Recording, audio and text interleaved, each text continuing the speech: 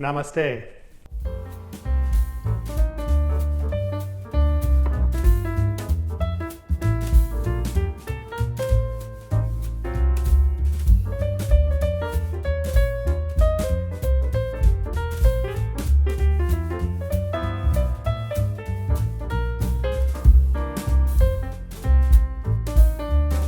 Welcome to another episode of The Pot Thickens. I'm your host, Greg Cook, and I'm going to share with you one of many types of Buddha bowls that you can make easily with whatever you have on hand. Before we get into the video, I would really appreciate it if you could hit the like button and subscribe to this channel so you don't miss out on any future episodes. It really helps us grow this channel so I can keep bringing you these types of videos every week. Okay, what the heck is a Buddha bowl? I think the term has become synonymous with anything that you can throw together in a one-pot meal in a bowl. It's usually some kind of grain mixed with some kind of vegetables and some kind of protein, which is typically a vegetarian protein, whether that's beans or whether it's tofu or something else. Now there are recipes out there where people have included meat or other animal products into their Buddha bowl, but I don't think that's really technically correct because it's called a Buddha bowl for a good reason. Buddhist monks tend to follow a vegetarian or vegan diet. And so that Buddha bowl should not consist of any kind of meat products. And so for me, I adhere to that sort of strict definition of a Buddha bowl. You could call it any other kind of bowl. If you want to put meat in your bowl, that's fine. Just don't call it a Buddha bowl, please. Not on my channel. What I want to do today is share with you a Buddha bowl that I made that just consists of stuff that I have lying around. Generally, when I'm putting together a Buddha bowl, I'm looking for those components of a plant-based protein, whether that's beans or tofu, some kind of a grain, a whole grain preferably, brown rice, quinoa, whole wheat or bulgur wheat, something like that, that provides that wholesome starch and fiber. And then some kind of fresh vegetables or other cooked vegetables, and then usually topped with some kind of sauce, which I love, typically a tahini sauce for my Buddha bowls. So come along and I'll show you what I made today. So for the grain or the starch component of my Buddha bowl, I'm using quinoa, this ancient Peruvian grain, and I'm measuring out 1 cup of quinoa, and we're going to rinse that quinoa really well under running water.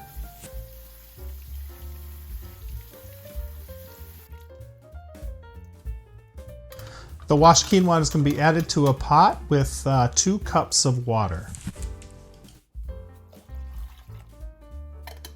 We're going to season our quinoa with a pinch of salt, and then we're going to heat this up and simmer it gently for about 15 to 20 minutes.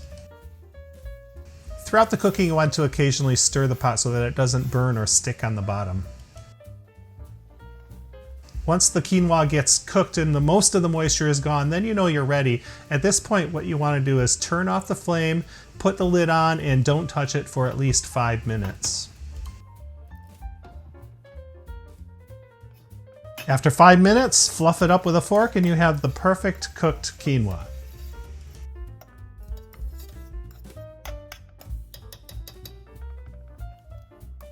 For the protein, I'm using black beans, and to make it easy, I'm just using canned black beans. I'm going to rinse these really well under running water, and they're ready to go.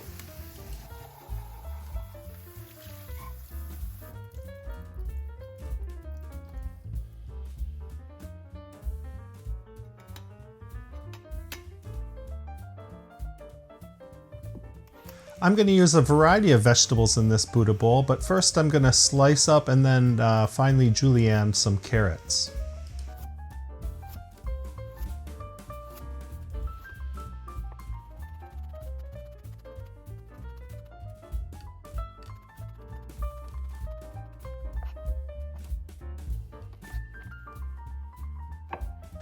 We're going to prepare about 1 cup of sliced mushrooms. Now you can serve these vegetables raw, but I like to have them slightly cooked. And so here I'm taking just a tiny bit of sesame oil in a hot pan, and I'm gonna saute the carrots just for a couple of minutes until they soften gently. I still want to keep a little bit of al dente bite to them, so I don't want them completely cooked. I am seasoning them with a pinch of salt and just a couple of grinds of pepper.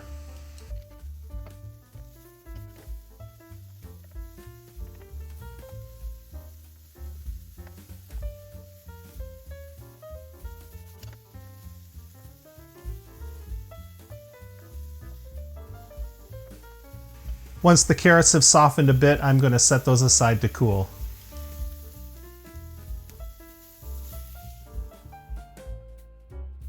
I'm going to repeat that process for the mushrooms and cook them until they're nice and soft.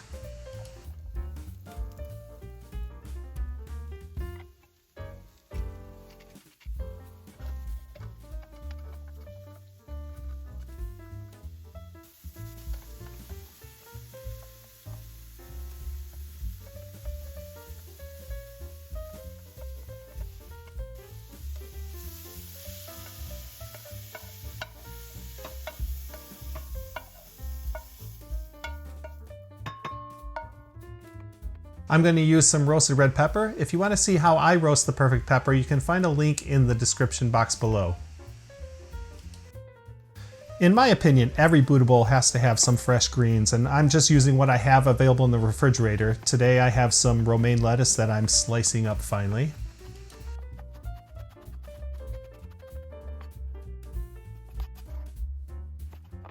And I'm cutting up some fresh cabbage as well.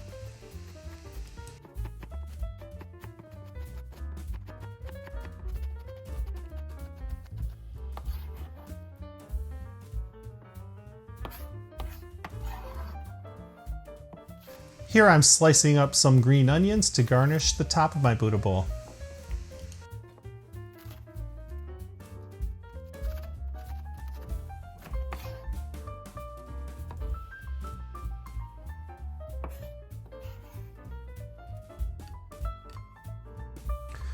To make my tahini sauce, I first start with a clove of garlic that I chop up coarsely and then mash it into a paste, and I'll show you how I do that. I just take a little pinch of kosher salt and then just smash it against the board over and over again until it becomes a garlic paste, and that's what I add to my bowl.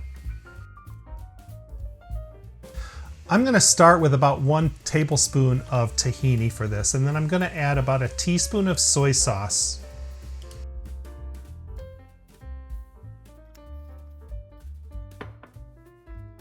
You want an acidic component to this sauce, so I'm adding a tablespoon of lemon juice along with another tablespoon of rice vinegar. I'm also going to thin it out with about a couple tablespoons of water along with salt and pepper to taste.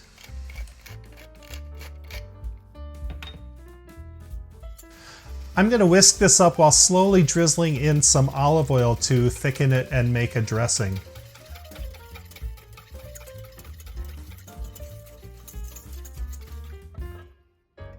It turned out the sauce was a little too thin for me, so I did end up adding about 2 more tablespoons of tahini and some more olive oil until I can get it to the right thick consistency that wasn't too thick and not too thin, so it'll drizzle perfectly over my Buddha bowl.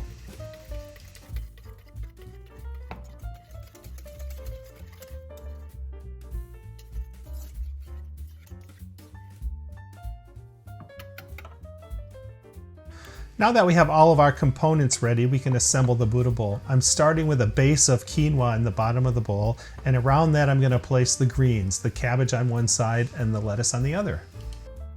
If you want to, you could toss those greens with a little bit of the dressing first before you put it in the Buddha bowl, but I just added that on top later. We're going to top this with all of the vegetables we prepared. That'll be the red peppers, the carrots, the mushrooms, and the black beans.